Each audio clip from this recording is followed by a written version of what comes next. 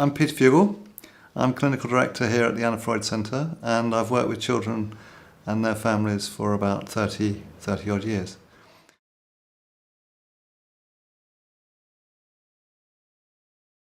Well, there's lots of types of therapy, but there are probably four main groups that people are familiar with. One would be counselling. So often children and young people talk about counselling, and that's something that particularly is offered in school settings. There's psychotherapy, which is again another form of individual therapy that children can have, and children and young people. There's CBT, cognitive behaviour therapy, and then there's family therapy. And family therapy is a little bit different because it usually involves parents or carers as being actively part of the treatment. All of these different sorts of treatment you can find details of in the website.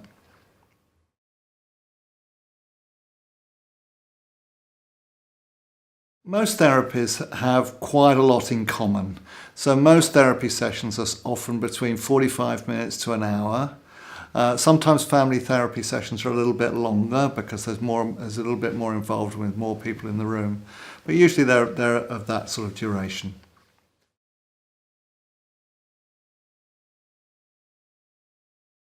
The most common pattern is that sessions take place once a week.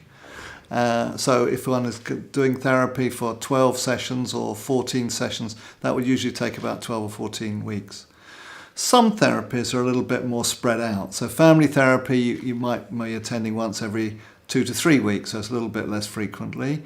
And some forms of psychotherapy, you might be being seen more than once a week. But the most common pattern is once a week.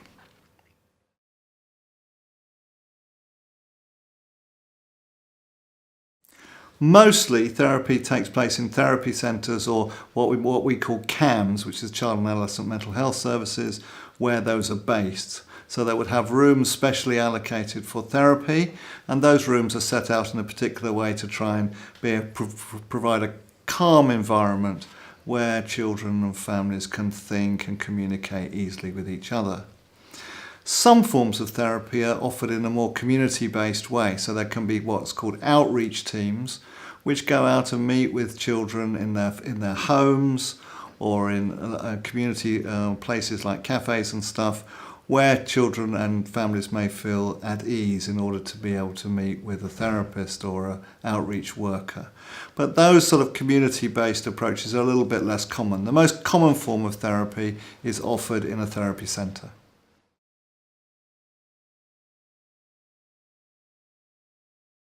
Well, therapists will often ask you questions about yourself. So it's, one of the things is to be able to sort of chat and talk and share the things you want to share with a therapist. But the other things are that they also might ask you to fill in questionnaires which help you and the therapist to understand things a little bit better and help to communicate about lots of things quite quickly. The other thing is that you may be asked to practice things between sessions, because part of the idea is to help you to sort of change in some of the things that you're finding difficult. So the therapist might suggest things that you could have a go at, and then you come back at the next session and describe a bit how you found those things that he or she has asked you to do.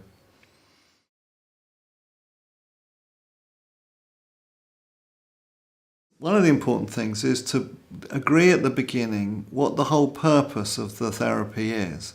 Why are you coming? What do you want help with? And that's not always the easiest thing to work out. Sometimes life is complicated, not going that well, things can be distressing. And to make therapy helpful is often really important to be clear what it is you're trying to do. If you're trying to not be so anxious about going to school, or you're trying to not get so angry with your mum, or whatever it might be, it's helpful to be quite clear what it is we're trying to work on. And I think the second thing then is to try to be honest. It's an obvious thing to say, but really what the therapist is keen to understand is what it's really like from your point of view. And there can be all sorts of reasons why one might be a bit shy about that, particularly at first. But I think for therapy to be helpful, as much as possible, one wants to share what's really going on for oneself rather than just what one imagines one's supposed to think. Those would be the two things I'd highlight.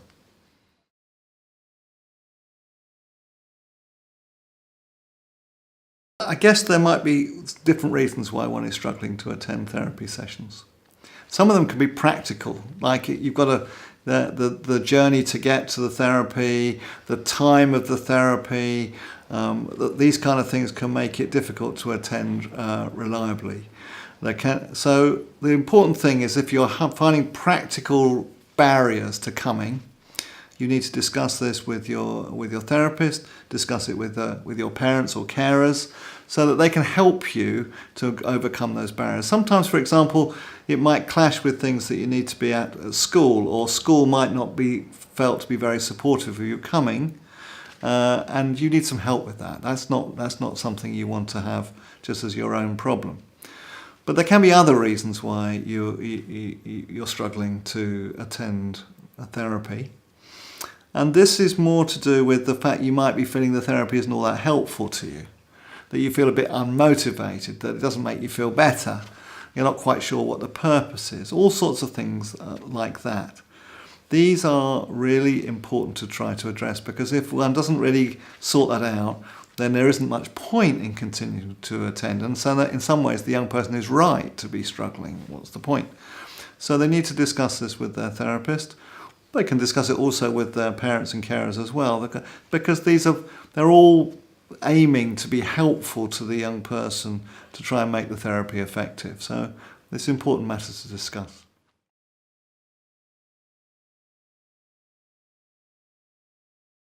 I think it's really, really an important thing to respect. If a young person doesn't want to come to therapy, it may be this is for very good reasons. I would encourage a young person to feel that they can discuss that with their therapist in a straightforward way. I suppose what a therapist will always be interested in is quite why that is. Is it because a young person feels much better and they don't feel they're feeling much better and they don't really see the need to continue? Or is it because they're not feeling it's being very helpful? And those two things are obviously very, very different. So the important thing, as with all these things, is to feel brave enough to discuss it with the therapist as to how you're actually feeling in the therapy that you're receiving, because that's the key to it being useful to you.